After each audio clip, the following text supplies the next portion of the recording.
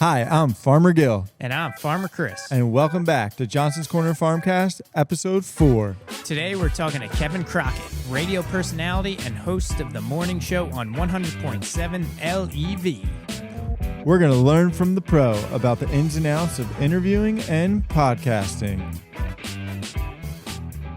All right, well, Kev, thanks for coming out. We appreciate getting off your farm today to come talk about farming. No gumming podcasts, by the way. You want to make sure you get rule rid of number that one. stuff. Rule number one. Write that down. No Write gum. that down. All right, notes taken. I didn't know we were already starting. Hi, everybody. Hello. We just start. There is no beginning. So and this is a there no podcast, and we end. talk to farmers. So, Kev, what do you grow on your farm?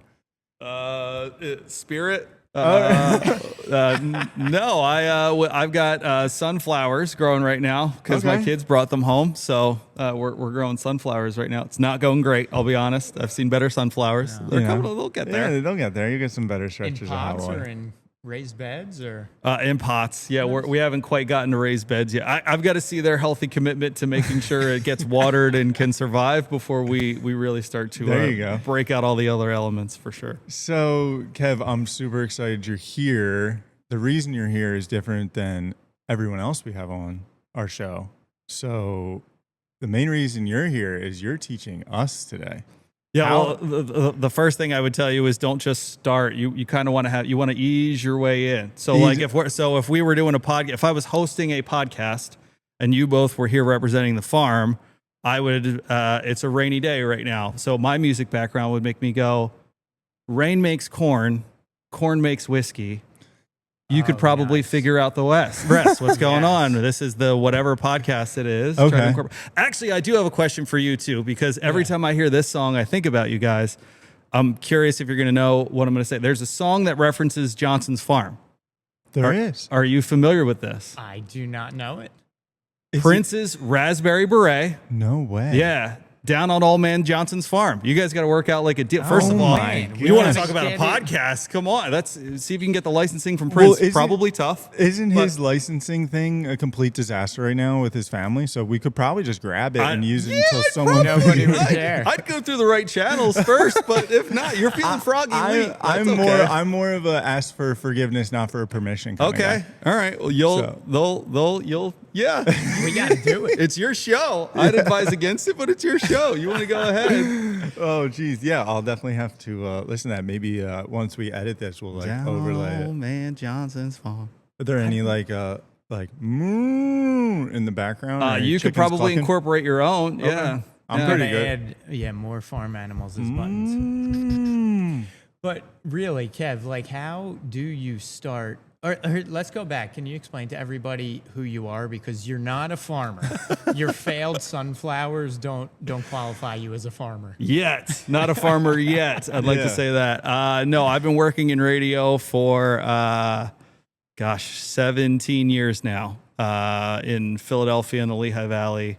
Doing a morning show for the most part. Worked overnights, morning shows, all that stuff. So, and then part of that now is the world of podcasts. So I host a bunch of podcasts through my company, the Cumulus Podcast Network, a mental health podcast with St. Luke's Hospital up there in the Lehigh Valley, the Wesco Foundation for Pulmonary Fibrosis, host an Eagles podcast because go Birds. I mean, Yeah. come on, go Birds. And then I do a podcast called Tackling Adulthood, which I've always compared to remember in the 90s, there were all those for dummies books, like Plumbing for Yeah. Dummies. Yes. Yep. So what I basically do is I talk to people and it's like, okay, if I wanted to try to replace the sink in my bathroom, I would talk to a plumber and basically be like, that would be the how-to in a world of YouTube and Google, just somebody to come on and be like, hey, is this, am I reaching way over my head here? Which I guess we could get into from a farming element as well. But so that's that. And then I've been a goofball my entire life. So it's been very conducive to my lifestyle radio. So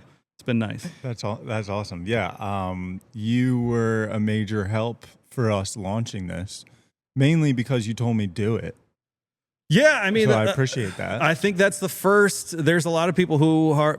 First of all, I think equipment is intimidating. So a credit to you to actually. I think people think the process of a podcast is way more advanced than it actually is. I think you just Yeah. got to sit down and do it. It's not going to be perfect. You're not going to get $1 million. I forget what the number was, and this number I'm sure has changed as podcasts just continue to boom. But it was something like if you had 31 downloads of a podcast at one point, you were in the top 50% of all podcasters.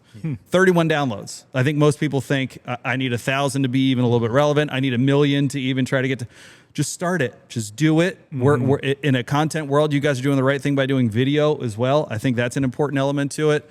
And it's a lot of trial and error. You got to see what works for you and what doesn't. I think when you and I were talking, you saying that you just felt like, as a farmer looking out at the field, if you will, that's a farming pun.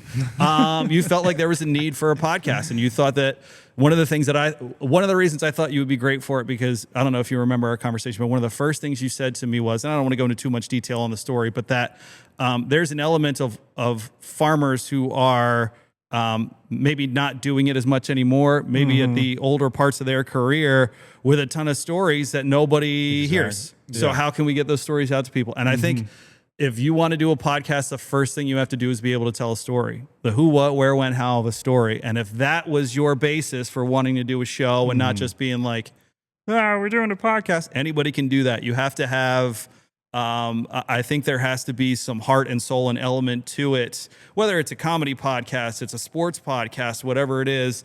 I think one of the things that I love about hosting a podcast, like I mentioned the pulmonary fibrosis podcast, I obviously know nothing about pulmonary fibrosis. My job is to talk to doctors and therapists and patients, caregivers, anybody that's in that field. You run a group that has one particular interstitial lung disease. You run a group that's got a big following that people want to learn more about interstitial lung disease because it's not a very popular disease.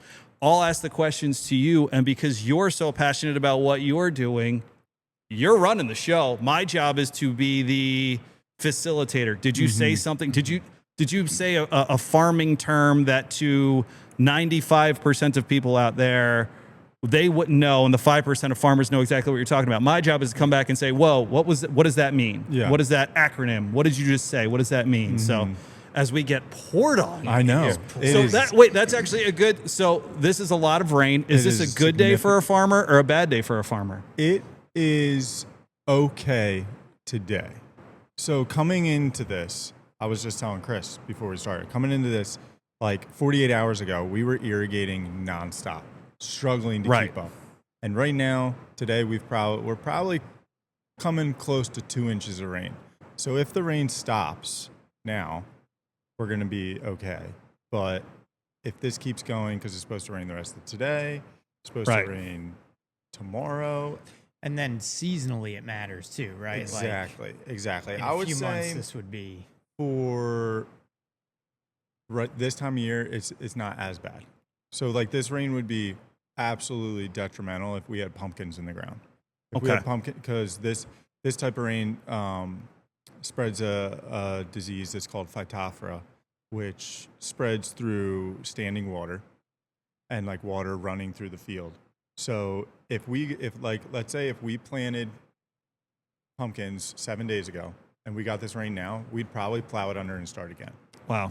Because once you get that in the field, it spreads and there's no coming back from it. It's just a natural disease that kind of occurs in the soil where we are. We got us a farming podcast. Look at that. We're moving here. So Kev, back to this and I want to learn a lot. Because when I go back and I listen to the podcast, sometimes I'm like, why did I do that? But here's one question. When you do have a guest who says something that, 95% of viewers might not understand, do you cut in at that point, or do you wait for a natural break, or what do you do? Or do you not even think about it? I think it's a flow of a conversation, and that's something that it's just like anything. The more you do it, the more comfortable you're just trained to do it. I would say if it's typically a conversation with somebody that I'm finding myself trying to pull stuff out of, I'll immediately go to that and let them elaborate a little bit. Yeah. And then try to mentally, like, you see me here with a pad. You guys have a pad of paper in front of you as well. Yeah. I'm constantly writing notes when I'm in an interview because I want to come back to a point. Maybe I've got multiple guests that are different perspectives. One's a doctor, one's a patient.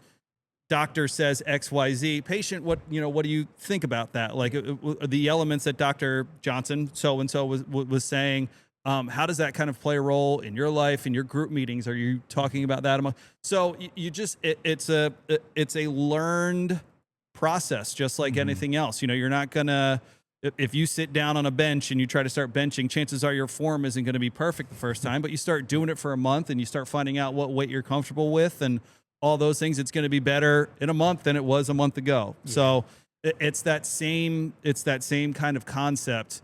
It's just, if it's, again, to borrow an acronym, if it's something that you feel like most people would know, I'd probably let it ride. If it was something that's, you mentioned Phytophthora was the... Phytophthora, yeah. Yeah, was the... I would come back and say, you did a good job of explaining what that was, standing water, disease in standing water.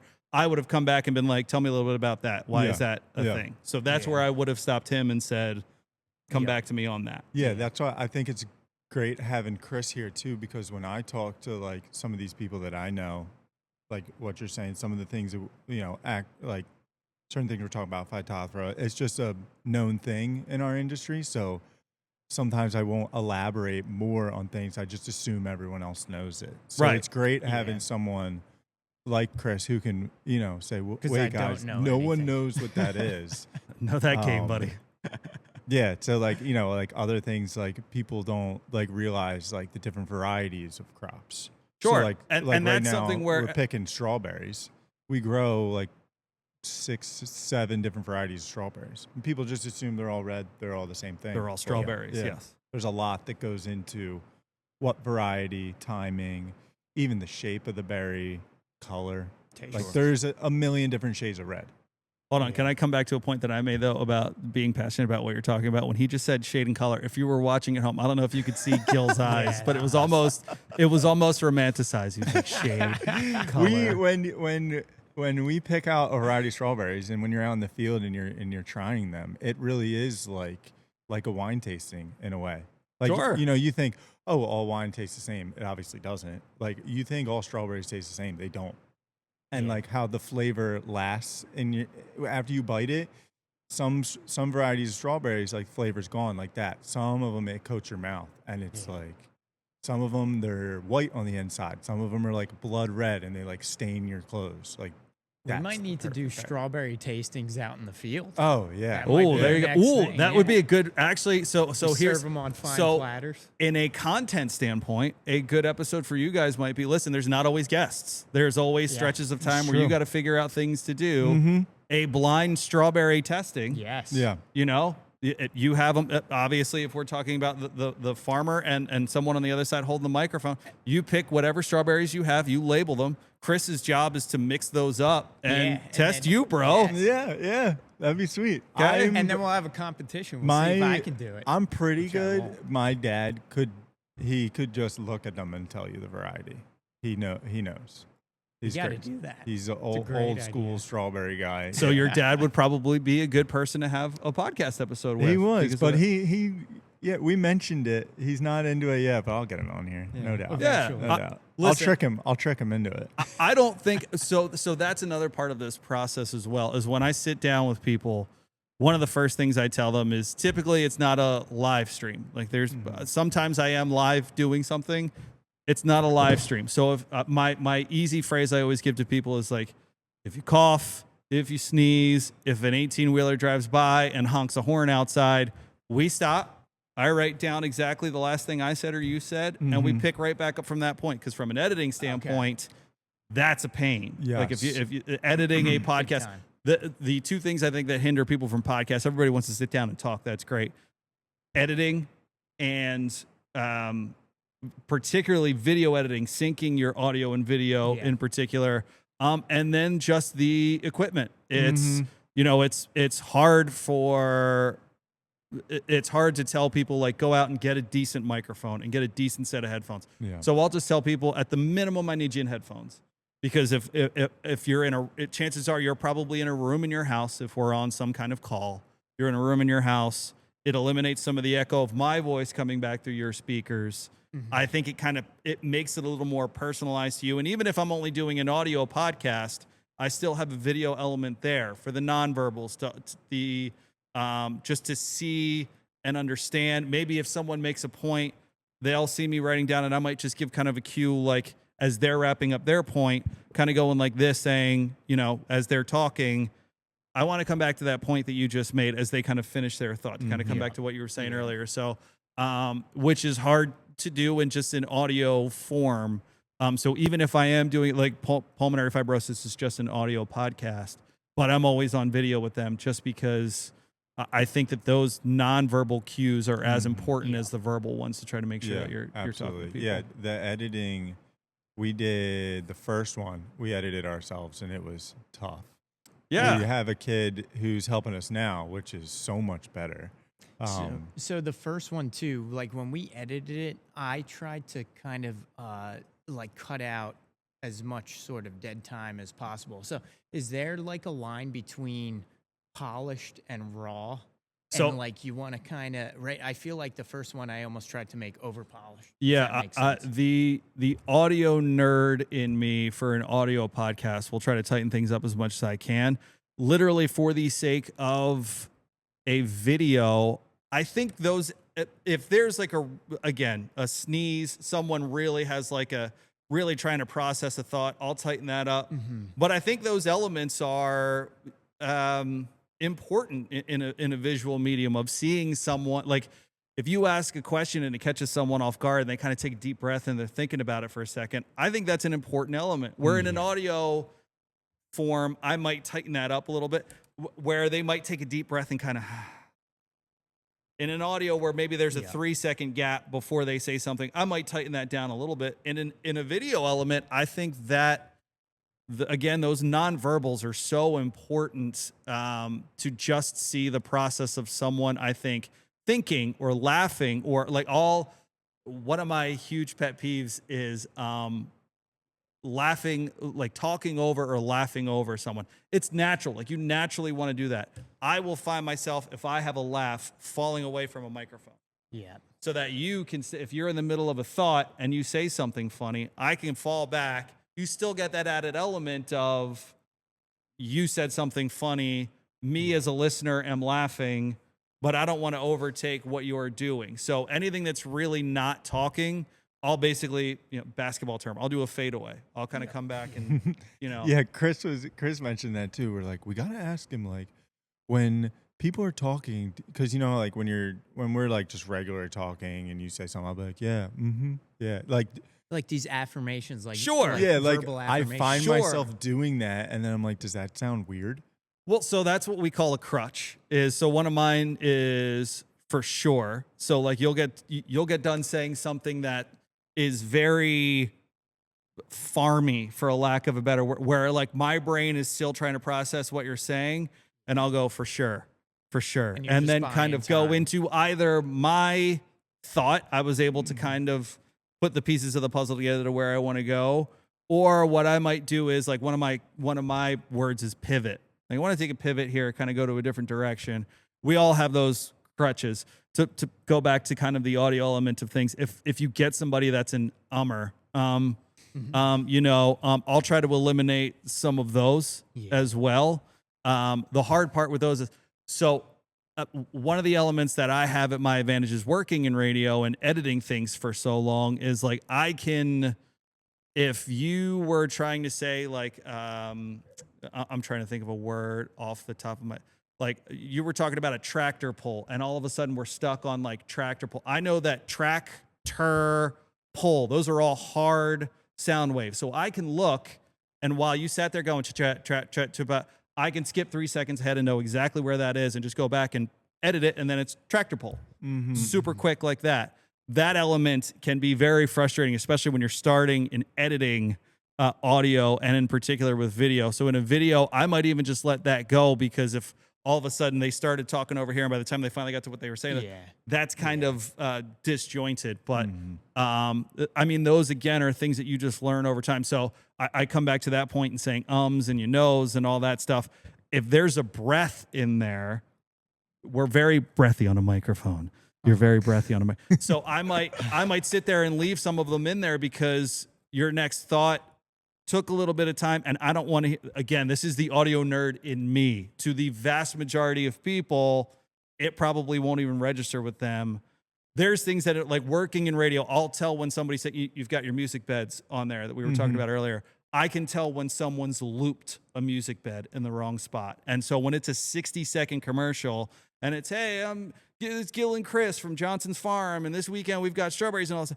I hear what you're saying. The audio nerd in me, having worked in this industry long enough, will hear that you like took a bed and just at that 10-second mark, you looped it in the wrong spot. Yeah. And it fills me with a rage that I can't describe. It's just one of those things. It's one of those things that I'm sure we've all got those weird things in our profession that I'm sure you live by. And when you see them not done the way that you would do it, you're just like, oh, I could smash something. And that's one of the things for me that drives me crazy. But the editing process is just something that you learn over time. It's trial and error. I've accidentally played the wrong stuff on the air. I've accidentally edited on the air. That's always a fun one when you get a call from somebody who's broadcasting live somewhere and you're the producer and they can hear you like, blip, blip, blip, blip, blip, blip, blip, like over the middle of a song and stuff like that. It happens. It's just something you gotta get used to. You gotta learn, and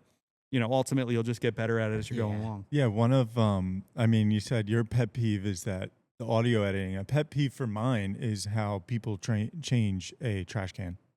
And how they put the trash bag back in the can drives me insane. It's got to be. There's a trash can right next. I need a. Oh, that one's good. That's legit. That's fine. You know when they're good. Yeah. Like it's got to be in there. It's got to be pulled tight so the bag doesn't fall into the can and everything. That drive. If I'm walking around through, check in, everything's good. It's a busy day, and I see a bunch of cans with the bag falling in, like.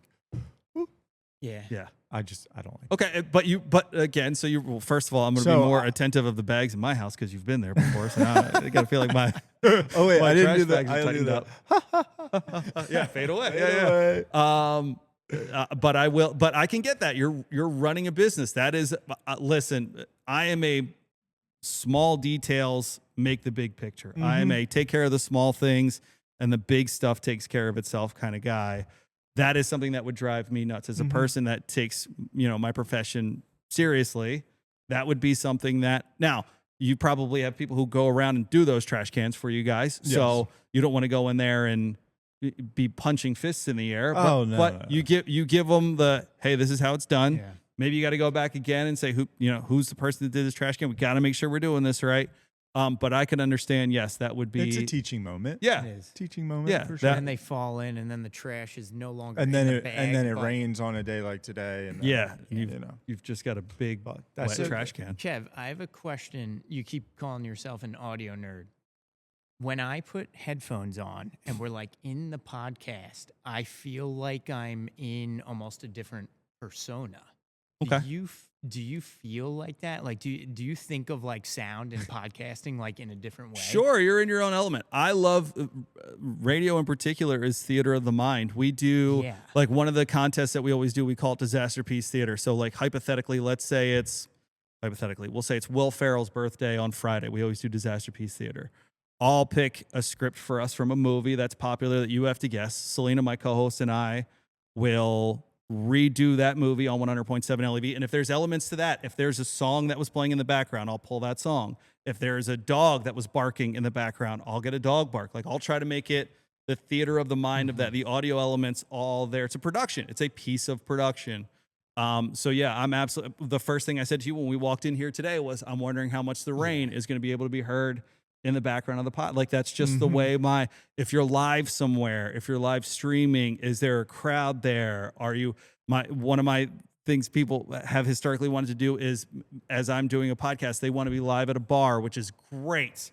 Go out there, show yourself off, do all that stuff. But if I can't hear you, no one else can. If you're in the middle of a bar and there's bottles clanking and plates over here and you're talking and you're not on a good piece of equipment, well, then I'll see you next week because we're going to have to record it again anyway. So this brings me to a question, because when I was getting this thing set up and, I have no idea what I'm doing, but the gain, if I turn the gain down on the microphone, does that mean it doesn't pick up as much sound further away from the microphone? So, in an easy way to put that, yes. One of the elements that I always try to tell people is hug your microphone. Yeah. So right here I've got both elbows on the table. This thing's sitting right in front of me. You're like closer than me. Which is okay, which is totally fine. But just especially in elements when you've got a bunch of open mics, you really want to make sure that you've got your sound right. So I would probably turn myself down a little bit, because what it's going to do is it's going to pick up your mic and your mic in there, and you want to make sure that everything sounds. Yeah, that's what I was doing, because I was picking up your voice in my microphone. So when I was over here being a little, techie. There you go. And I was just turning it down until I stopped hearing it. I was like, I think I figured If I ever need a producer, I know where to Yeah, go. sound man. I know where to go. I watched one YouTube video. I'm a pro. That's how it goes, man. That's pretty much how all my handyman work at the house.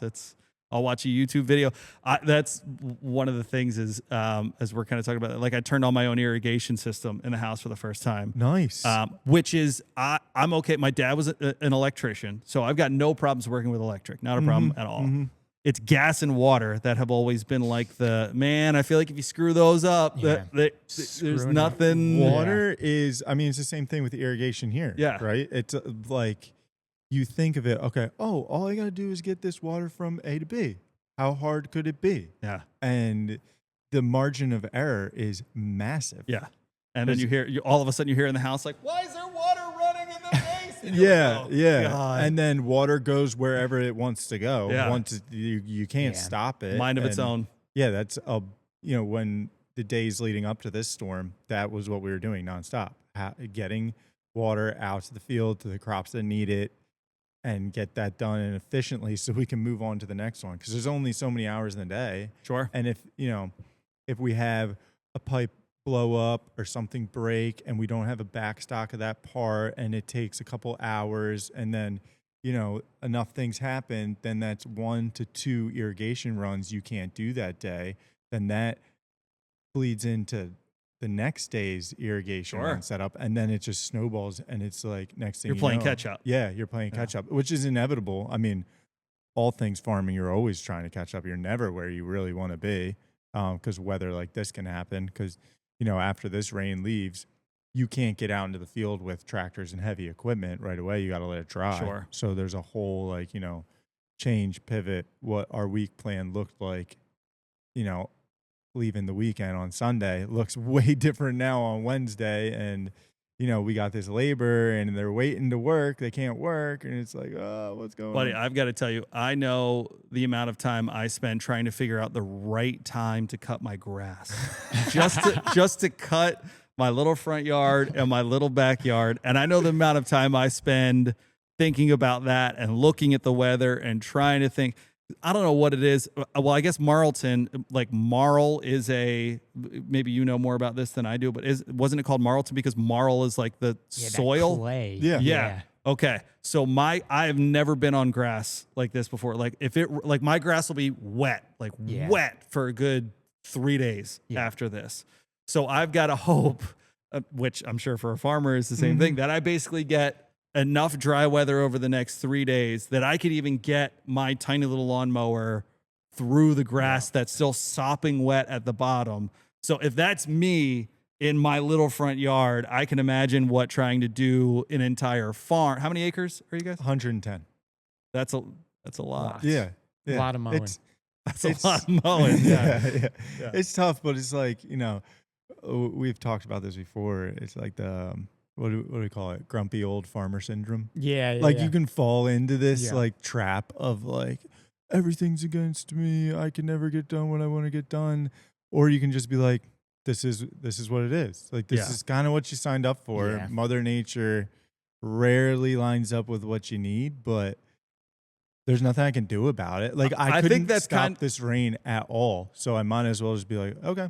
I think that's kind of my mindset on people in general. There's people that are very much like, I want to control all the elements that I can. I want to plan ahead. And I'm not to say that I'm a procrastinator in any kind of way, but I'm very much like here's the hand you've been dealt. Mm-hmm. How are you going to play it? There's an A and there's a B. There's not really much else in between. This is what it is, and you got to kind of proceed with it. But again, I'm also not the one on 110 acres Yeah. trying to plant a But bunch of that different mindset, things. you would be a good farmer You would. because you gotta So bob and much weave. of what I've found is that farmers are just problem solvers, right? So I used to be a teacher, and part of the reason I left was because I felt like too static. Like there Sure. almost weren't. It was the same thing day in and day out, same content year in and year out.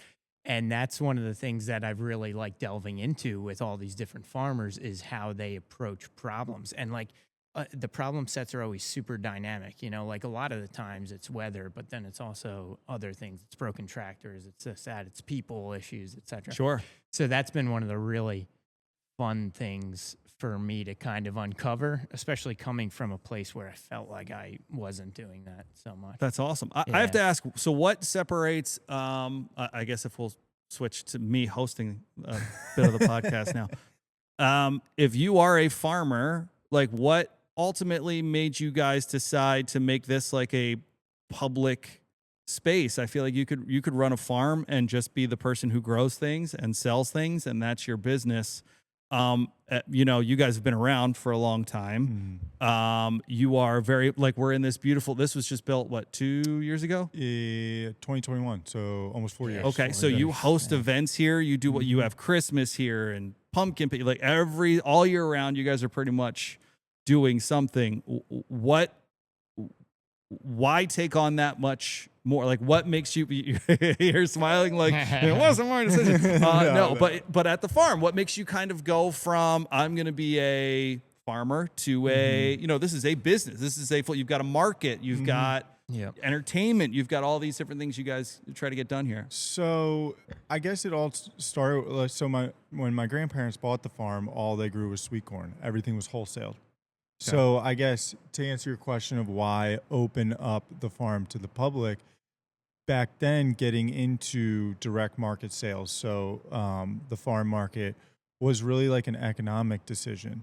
So my grandpa, grandma, my dad, my uncle, my aunt, they were working like crazy hours, keeping the wholesale business alive, and they were really struggling to make ends meet.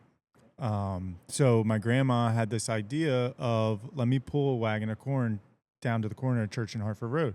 She'd go out to the grocery store and she'd see what the grocery store was getting for our corn. And she's like, that's insane. We're doing all this work and they're making more money on it than we are. So let's just cut them out.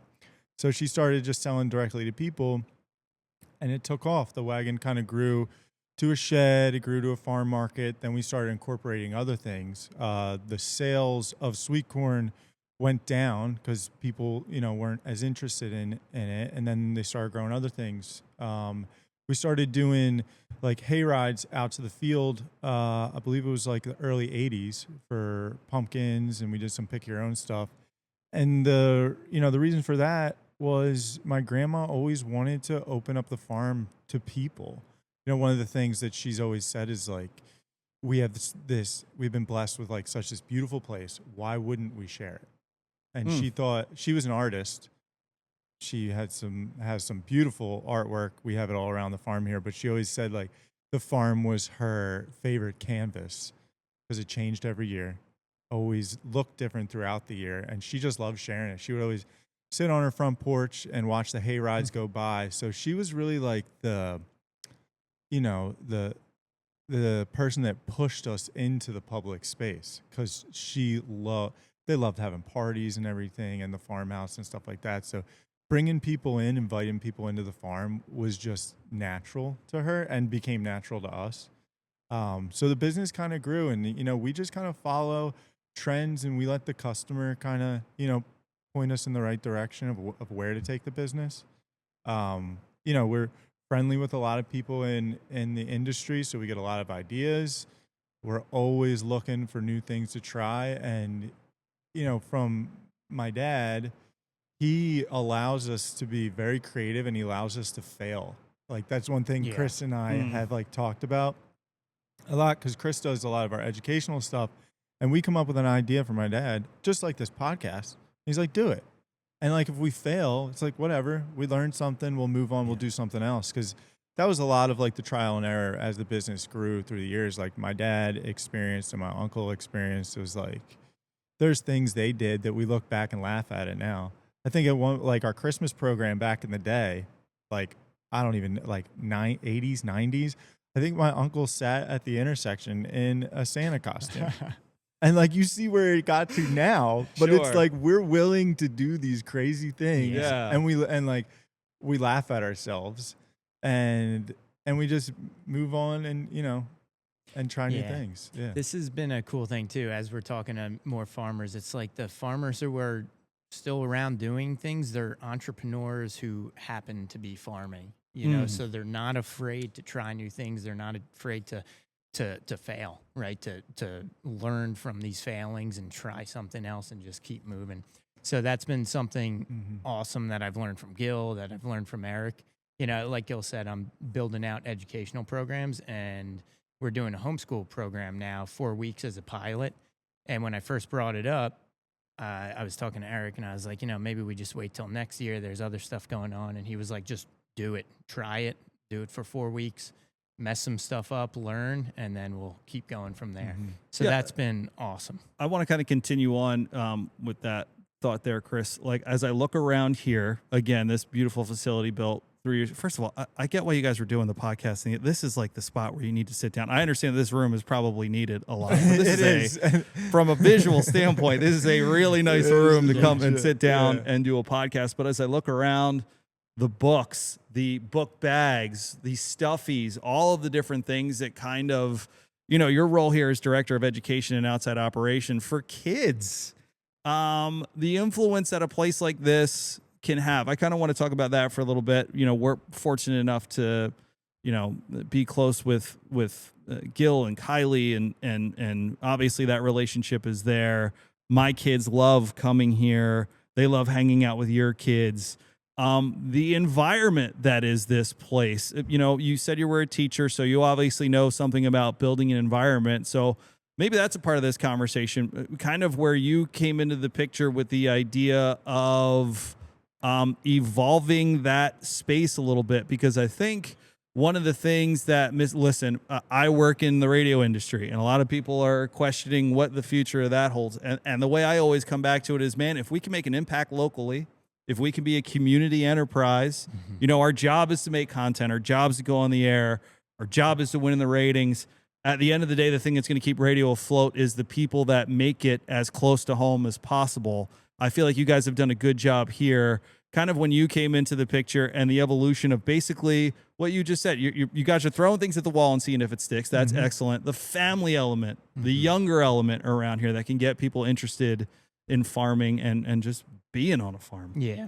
So that's been one of the things we're always driving at. So Leah, my wife, started Little Farmers, which was kind of our first explicit educational program. I guess she started that was 17, Gil. Do you remember 2017? Yeah, that was before COVID. Yeah. And that kind of evolved, changed. That's like the new BC, isn't it, though? Like before COVID? Yeah, it's like everything, because everything is, there's like a 5-year span there where you're just like, was that? What happened before that? Yeah. So that was the first program. Leah built that out, and we continue that today. It's obviously changed quite a bit, but she really sort of set the foundation for like these educational programs. Where that came out of was really us sort of watching our kids grow up on the farm. And, we live off the backside of the farm, and our kids would just kind of go out and walk around the farm. We'd go on walks. We'd look at stuff. Leah was always teaching them, we'd find ladybugs, and then we'd learn about ladybugs and raise ladybugs and stuff. Praying mantises, that was another oh my gosh, when those things hatch out of their little egg thing, it's insane. There's just like hundreds of them. So it was all these like tiny experiences, and Leah was like, let's build these, let's share these, kind of like what Chicky did, 40 years ago or however long.